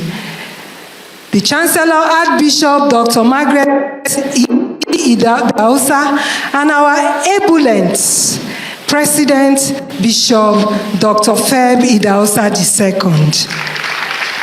The indefatigable Council Chairman, Professor Pat Otomi, and distinguished members of our Governing Council for granting me this opportunity to first and foremost be an academic staff and to present my inaugural lecture. Thank you. How can I ever forget my vice chancellors who gave me wonderful opportunities, from Professor M.O. Adediran, who recommended my appointment to become staff of Benson Idahosa University, to Professor Mark Donald Idu for finding me worthy of being a senior lecturer, Professor Ernest Izevige, Associate Professor and Congregational Rep, Professor Sam Gobadia, who made me a professor, which made today a reality, and appointed me as Director of Academic Planning for 4 years. Professor John Odeji, I'm sure he's somewhere here. I appreciate you, sir. I appreciate you, sir. Thank you so much, sir. Thank you. Professor John Oyedeji found me worthy to be the Dean of the Faculty of Social and Management Sciences in 2024 to date. And my distinguished and astute Vice Chancellor, Professor John Aroye Okwoya. Thank you. Who not only found me worthy as Dean, but a worthy personality to be a member of the university's Governing Council. Since 2025 to date, I am most grateful to each and every one of you.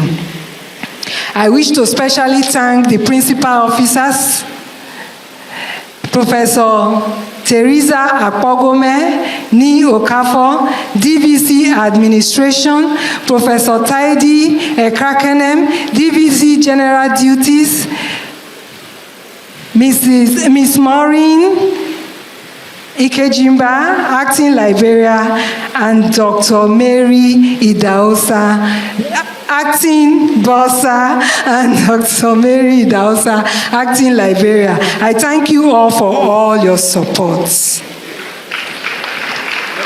The interesting part. But before I go there, please, if I do not say this, heaven will judge me. I want to specially thank Chief Isaac Onsaya and his wife, Lolo Angela Onsaya, for everything. People so have confidence in me. They keep encouraging me. I wouldn't have had a PhD if not for that family. Please stand up for recognition. God bless you. God bless you. Thank you so much for all you do. Thanks for being a brother and sister in need. I want to thank Mrs. Steve Agudagu. You are wonderful. God bless you. My professor, Mercy Ada Anyiwe. God bless you. There are so many. And to my darling, sweetheart, loving husband.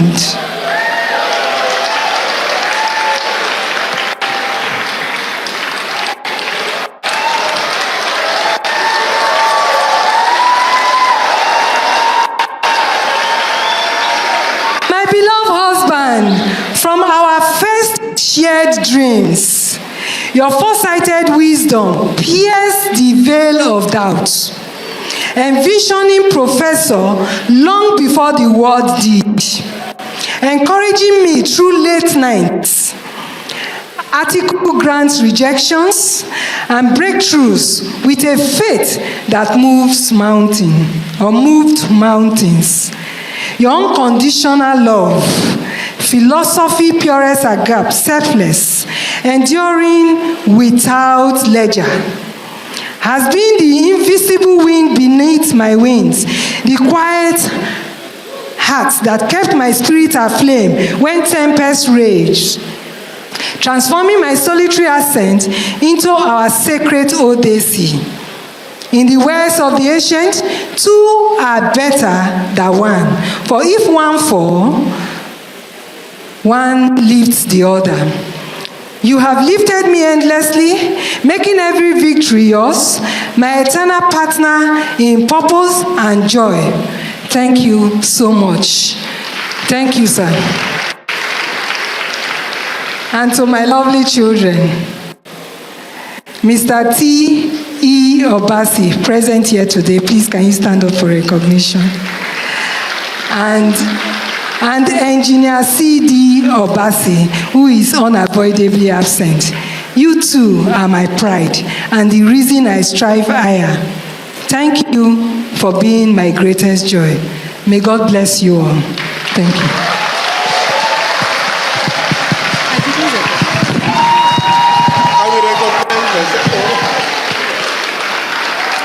Please, my sincere apologies. With my hands raised up, I candidly recognize our amiable, distinguished registrar, Mr. Vinton Itoya. Thank you, and God bless you.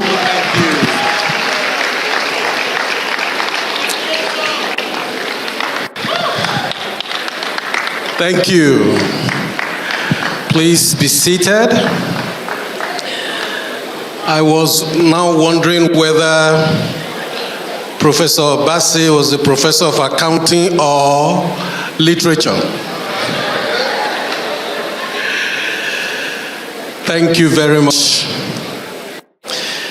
With the kind permission of the Vice Chancellor, I'd like to recognize very, very important guests and dignitaries to the 25th inaugural lecture of Benson, Idahosa University. You know, a businessman who thought that his accountant was overrated called one of his boys, his sales boys that he brought from the village, and said, go and study accounting. So he took him to the university and they said, well, he has to have WAEC first and JAMB. So he went and enrolled him for external candidate GCE. On the day of economics, he drove him there himself and waited in the car for him to write and come. The paper was for 3 hours, but the guy was out in 30 minutes. So he said, you're finished? He said, no, he didn't know all the questions. He only knew one, number 3.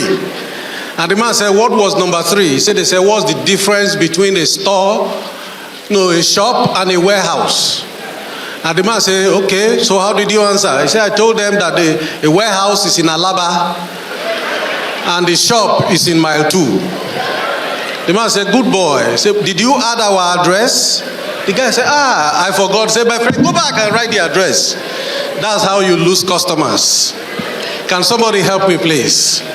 If you thought that was easy, then you are grossly mistaken. A round of applause for Professor Rosemary O Obasi. Thank you very much. Thank you. Many, many months, sleepless nights of preparations. That was wonderful. While the inaugural lecturer was doing what she does best, the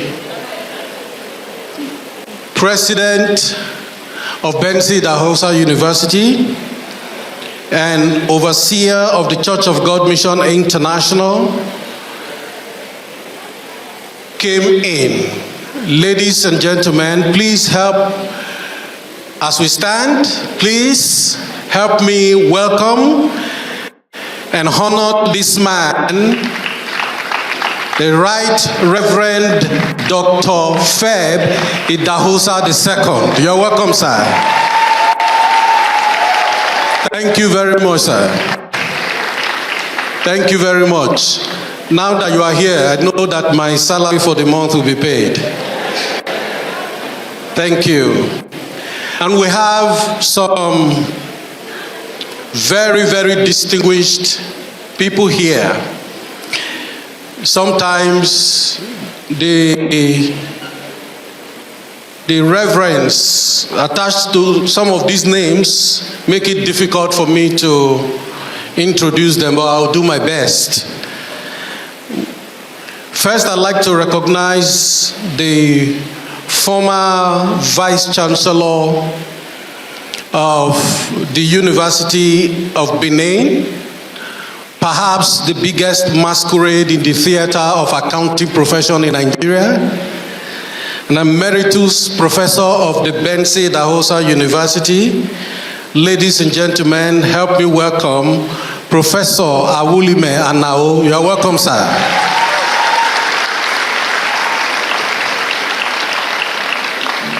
Those are the big masquerades. I also want to recognize and welcome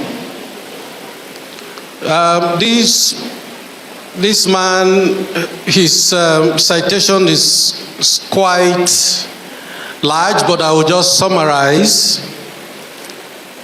He is the pioneer inaugural lecturer of Benson Idahosa University, the pioneer dean of the Faculty of Agriculture and Agricultural Technology of Benson Idahosa University, the first homegrown professor, Benson Idahosa University, the former Deputy Vice Chancellor of Benson Idahosa University, and former multiple acting Vice Chancellor of Benson Idahosa University. Ladies and gentlemen, Professor Johnson Olajide Oyedeji.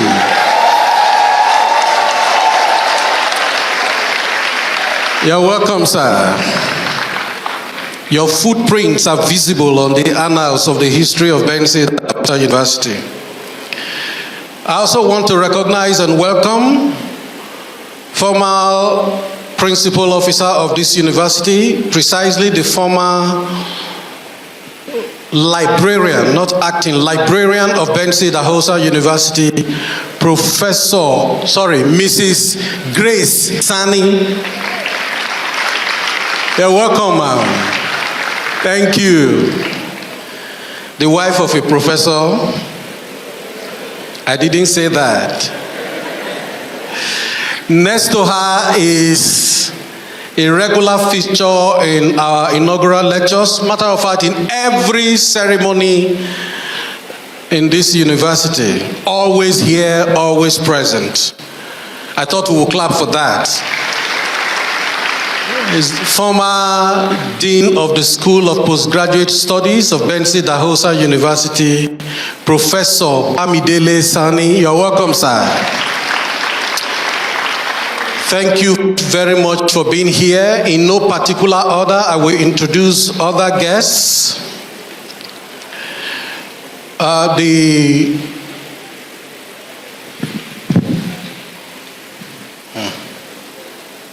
The chairman of the Society of Women Accountants of Nigeria, Reverend Dr. Mabel Osevenge, FCA. You're welcome, ma'am.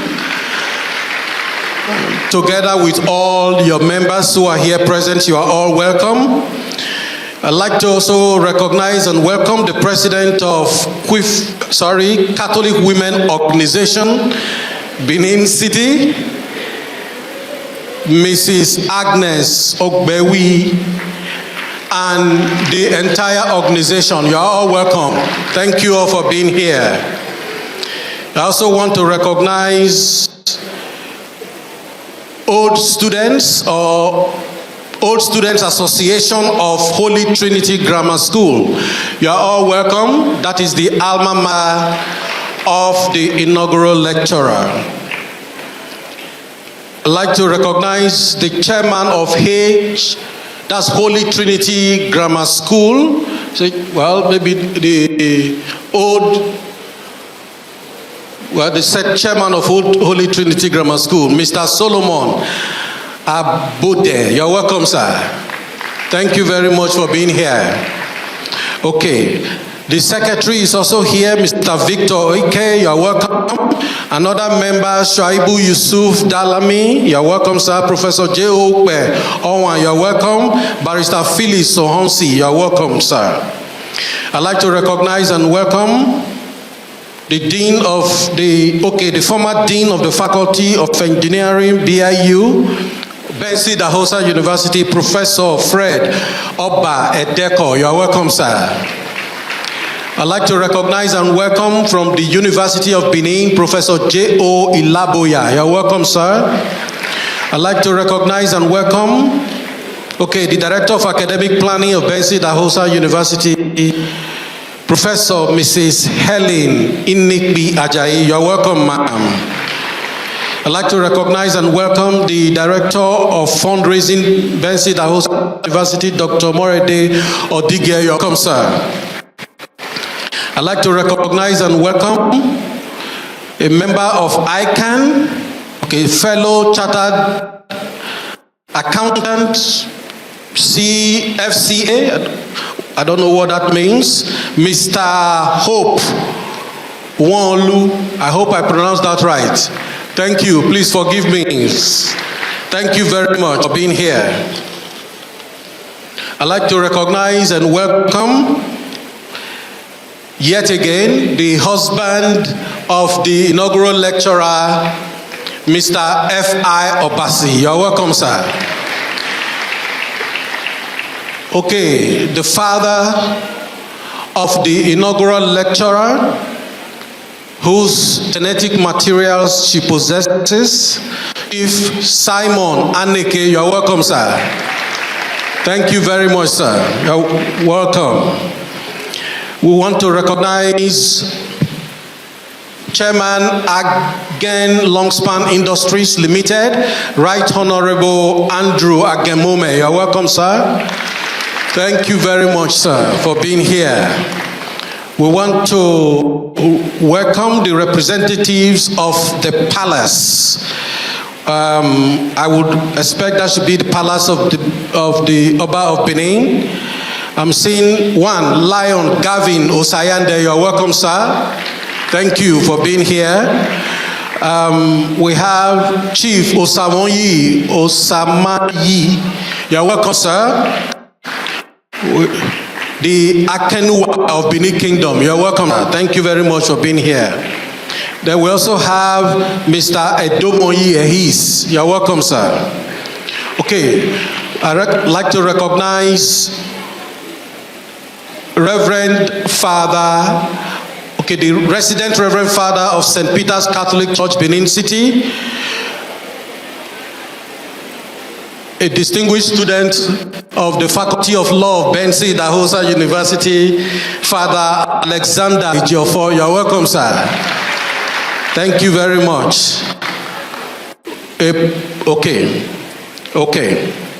I'd like to recognize and welcome from the Department of Economics, University of Benin, Professor Mercy Ada Anyiwe. You're welcome, ma'am. Thank you very much.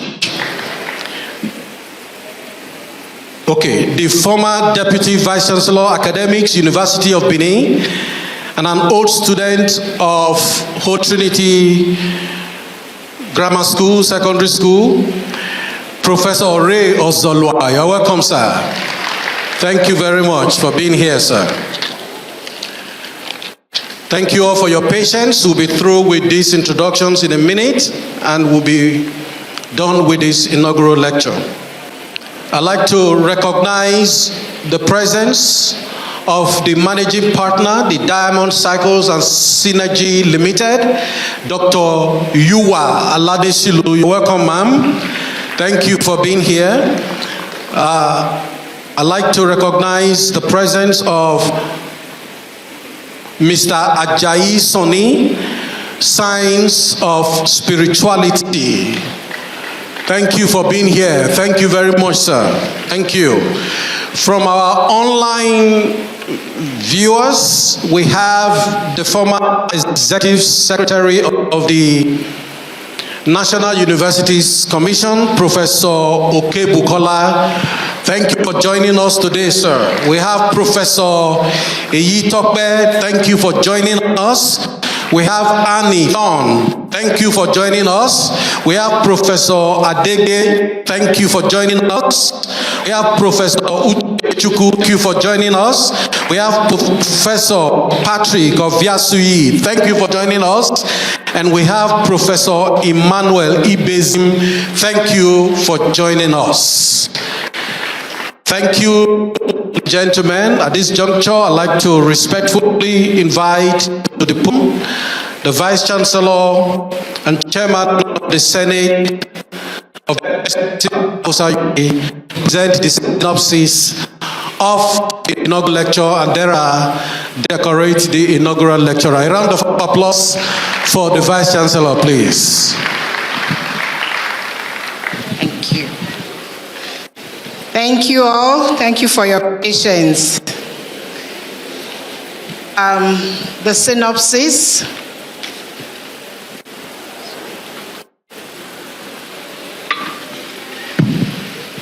Of the lecture entitled From Numbers to Nation Building, the Imperative of Financial Reporting and Corporate Governance for Accountability and Sustainable Development in Nigeria. Professor Rosemary O, Obasi's landmark inaugural lecture, which is titled From Numbers to Nation Building, the Imperative of Financial Reporting and Corporate Governance for Accountability and Sustainable Development in Nigeria, powerfully reframes accounting from technical record keeping to a strategic pillar of national transformation. The lecture presents a financial reporting and corporate governance, now supercharged by digital technologies, from indispensable tools for transparency, accountability, and sustainable development in Nigeria's emerging economy. The key contributions of the lecture include enhanced financial disclosure, governance research frontiers, technological innovation, performance metrics. The highlights of the lecture highlighted the essence of financial review collection ratio and security per capita debt ratio, financial recurrent utilization ratio, and financial current ratio, revealing pending inefficiencies like in development. It also showed that dealt with education, experience, gender, tenure, directly shaping reporting integrity. The lecturer made prescriptive remarks stating that accountants must elevate themselves from mere number crunchers to nation builders, harnessing their expertise to drive sustainable economic growth. Policymakers embrace revenue optimization strategies, tie emoluments to performance outcomes, boldly lead the charge for transformative change.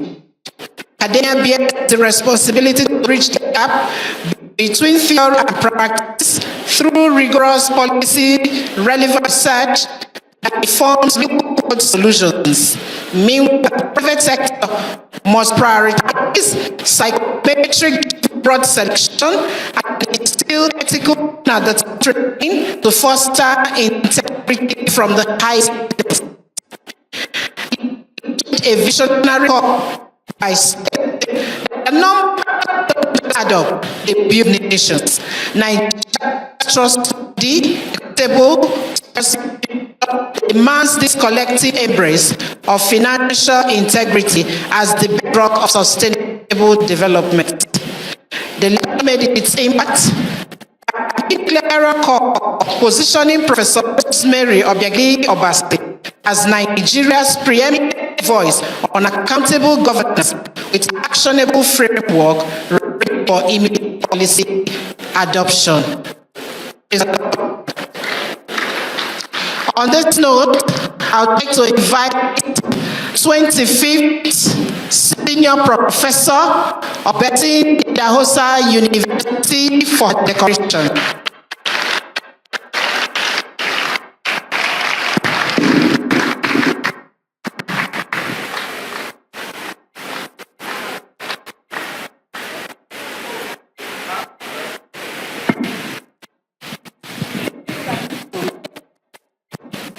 It's yours. This, let me also specially thank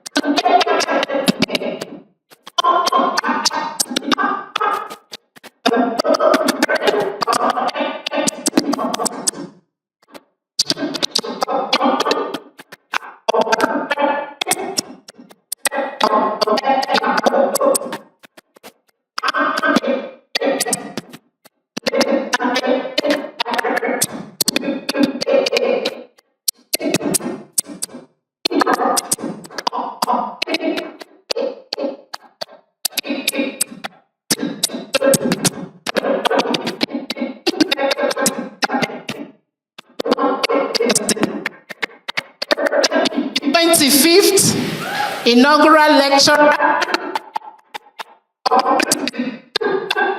Benson, Idahosa.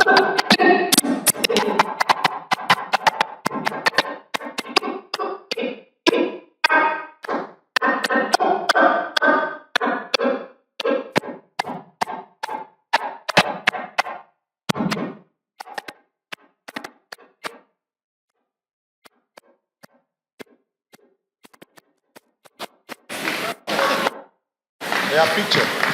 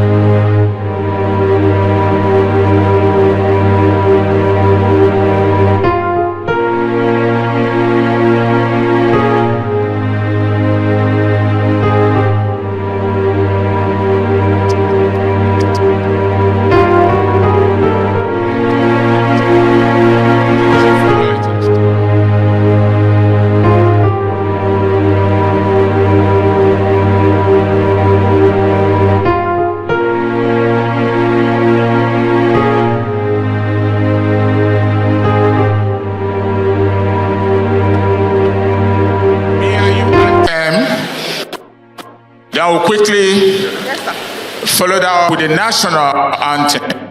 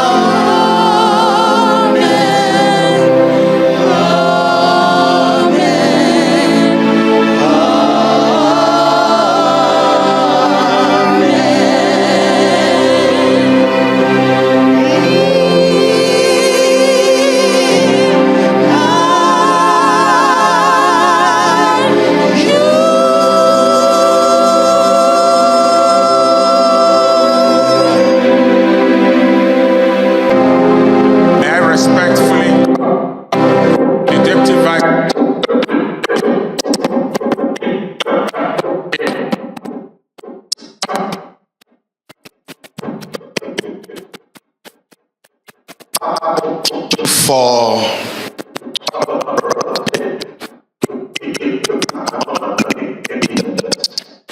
go to our respective locations, may